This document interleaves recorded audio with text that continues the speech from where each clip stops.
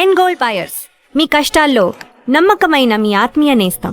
Agent కూడా అంటే cinema ఒక ప్యాషనేటెడ్గా కనిపిస్తుంది సినిమా అంతా, కానీ జనాల్లోకి రీచ్ అవ్వలేదు అది సినిమా. జనాల్లోకి రీచ్ అయిందండి, నెగిటివ్గా రీచ్ అయింది. అంటే రీచ్ అవ్వటం కంటే కూడా జనాలు లైక్ బాగా ఎక్స్పెక్ట్ చేశారండి. Everyone expected a lot. Somewhere ఏంటంటే ఆ సబ్జెక్ట్ పరంగానే తప్పు జరిగింది. అంటే దాన్ని జనాలకి కథ ముందు చెప్పకపోవటం కూడా ఒక అంటే ఇలాంటి కథ అదే తప్పండి. కథే we could not do it properly అనే ఫీలింగ్ ఉంది. కొంచెం బాగా చేసుకున్నట్టయితే ఇంకా బెటర్గా ఉండేదేమో. That's a big regret for me always.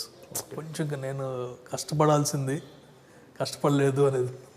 లేదు రండి, ఫ్యూచర్లో మళ్ళీ మీ చిరంజీవి గారికి ఒక బ్లాక్ బస్టర్ మళ్ళీ అఖిల్కి. ఎందుకంటే ఇప్పుడు చిరంజీవి గారితో అంటే ఆయనకున్న హిట్లతో అదే అదే అదొకటి ఉంటుంది. సినిమా రిలీజ్ అవగానే ఫస్ట్ కాల్ చేసి ఆయన ఇమీడియట్ ఎప్పుడైనా సరే రెడీ టైం స్టోరీ తీసుకురమ్మన్నారు. కానీ మనకు కరెక్ట్గా ఏంటంటే అన్నారని చెప్పి నెక్స్ట్ డే వెళ్ళిపోలేదు కదా.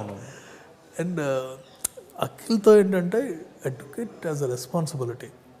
అంటే గ్యారంటీగా ఒక రేంజ్, అందుకని బడ్జెట్ అని ఎవడు మాట్లాడినా సరే మీకేం తెలుసురా బాబు అని అంటుండే. హిట్ పడిందంటే మనం నెక్స్ట్ రేంజ్లో ఉంటాం. సో ఈ నెంబర్లన్నీ మనం లెక్కేసుకోక్కర్లేదు.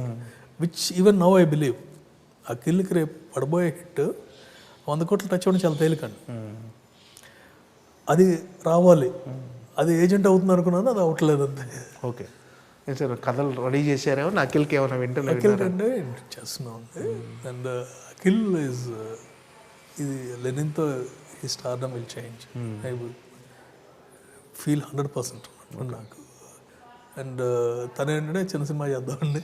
ఓకే, ఇప్పుడు that the cute concern is there అనమాట. ఏంటంటే చిన్నది చేసుకుని ఎలాగో పెద్ద పెద్ద సినిమాలు బయట చేస్తున్నాను, మధ్యలో చిన్నది చేసుకున్నాం ప్రాపర్గా మనం ఈసారి మీకు సంపాదించి పెట్టాలి అని. ఓకే, అంటే 2 బిగ్ బడ్జెట్ మూవీస్ కదా సార్. మీరు ఆ మూడ్ నుంచి కోలుకుంటానికి టైం పట్టిందా సార్ బాగా? Mood కంటేనండి, Bhola Shankar failure killed me a lot. The social media killed మీ. అంటే అది అమ్మేశారు, ఇది అమ్మేశారు, వెళ్ళిపోయారు. నేను ఫ్లైట్లో జనరల్గా ఏంటంటే సినిమా వర్కౌట్ అవ్వకపోతే నైట్ నేను ఫ్లైట్ ఎక్కేస్తాను. దట్స్ మై ముందే బుక్ చేసుకుంటాను నేను. ఎందుకంటే కొంచెం తేడాలు వస్తున్నాయంటే. చిరంజీవి గారు పొద్దునే కాల్ చేశారు, మనం అనుకున్నాం కదా ఇది ఏదో దీపం పెట్టాం గాల్లో వర్కౌట్ అవ్వలేదని అని ఆయన మామూలుగా చెప్పేశారు. నెక్స్ట్ ఏం మైండ్లో అన్నీ తీసేసాను. ఆ నైట్కి వెళ్ళిపోయాను. వెళ్ళేసరికి నాది 25th యానివర్సరీ. ఓకే, సో మా వైఫ్ టోల్డ్ అన్నీ ల్యాప్టాప్లు అన్నీ ఆపేసేయండి, ఈ 2 days అసలు ఏం చేయకూడదు, మొత్తం తీస్తాను. అండ్ యానివర్సరీ రోజు విషెస్ కోసం ఓపెన్ చేస్తే మొత్తం అల్లకల్లాలు అనమాట. అది అయిపోయింది, ఇది అయిపోయింది, ఇది అయిపోయింది, అయిపోయింది. ప్రొడ్యూసర్ ఎందుకు రెస్పాండ్ అవ్వట్లేదు.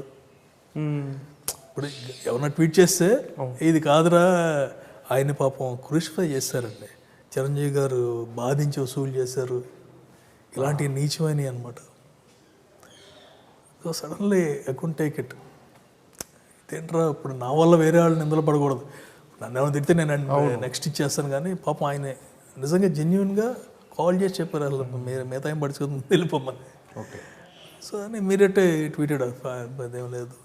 బట్ అది ఎలా పడుతుందంటే తెలియకోకుండా ఇంపాక్ట్ అందరూ అంటారు దీంట్లో పోయిందని. నాకు బోలాశంకర్ సినిమా మీద పోయిన దానికంటే ఈ సోషల్ మీడియా నెగిటివిటీ వల్ల యుఎస్ బిజినెస్ స్మాష్ అయిపోయింది. ఓకే, ఒక 7-8 మాదేంటంటే we syndicate money from the people and buy lands there.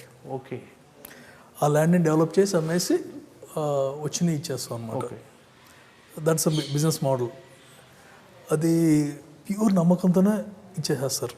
And అక్కడ లీగల్ గైడ్లైన్స్ ప్రకారం వెళ్ళిపోతాం అనమాట. అది డబ్బులు తీద్దామని మనం తీయలేము, వాడుకోలేము. కానీ అవన్నీ తెలియదు కదా ఎవరికి.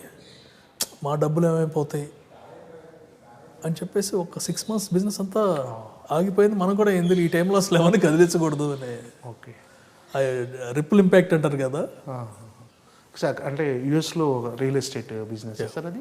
ఓకే, అది ఎలా ఉంటుంది సార్ అది కొనటం అమ్మటం అంటే? ఇలాగేనండి. ఇక్కడ అక్కడ డాలస్ అంటే కనుక చిన్న హైదరాబాద్ కింద లెక్క.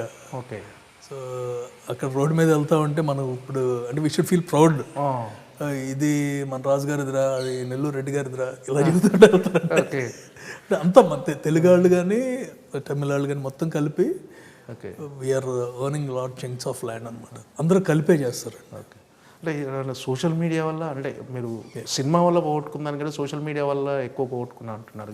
అంటే అది ఫైనాన్షియల్ కూడా ఎఫెక్ట్ చేసింది సార్ బాగా? అదే కదండి, అంటే నా బిజినెస్ ఇప్పుడు సింపుల్ ట్రస్ట్ బేస్డ్ అండి.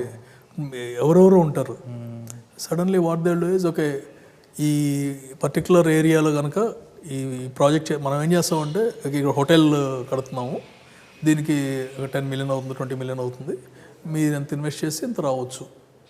సో ఏం చేస్తాం, కట్టేసి అమ్మేస్తాం, అమ్మేసిన తర్వాత వచ్చిందంతా షేర్ చేస్తాం. ఓకే.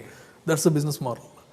దీంట్లో ఏంటి మామూలుగా అయితే ఆలోచించరు కదా, వీళ్ళు లాస్లో ఉన్నారు కడితే కనుక ఆ సినిమాకి వెళ్ళిపోతున్నాం, అలాంటివన్నీ వస్తాయండి. ఓకే. అండ్ పర్ఫెక్ట్గా అంత ముందు వరకు 5 years పాటు మన రిటర్న్ అడిగిన వాళ్ళందరూ కూడా అడగటం ఏం చేస్తారు. సో ఆ ఎఫెక్ట్ ఎక్కువ ఉంటుంది. ఓకే. ఏం సార్ సోషల్ మీడియా నుంచి అంటే ఈ ఎఫెక్ట్ అందరికీ మామూలుగా సోషల్ మీడియా వల్ల ఎక్కువ చెడు జరుగుతుందంటారా, మంచి జరుగుతుంది అంటే ఏం సార్ దాని మీద అభిప్రాయం? మంచి చెడు అంటే సోషల్ మీడియా అనేది it live with our lifes. So మంచి చెడు కాదు కదా, అది కెన్ బి ఎనీవే.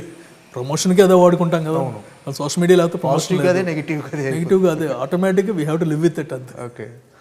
ఏంటి సార్ అంటే మీరు ఇక్కడ కొన్ని రోజులు ఉండడం, కొన్ని రోజులు యూఎస్లో ఉండటం, ఎలా బ్యాలెన్స్ చేయగలుగుతున్నారు? బ్యాలెన్స్ చేయలేకపోతున్నాను, కష్టంగానే ఉంటుంది కానీ తప్పదు కదా బిజినెస్ వల్ల. Okay. But it's part and parcel of your life, the life we chose. Okay.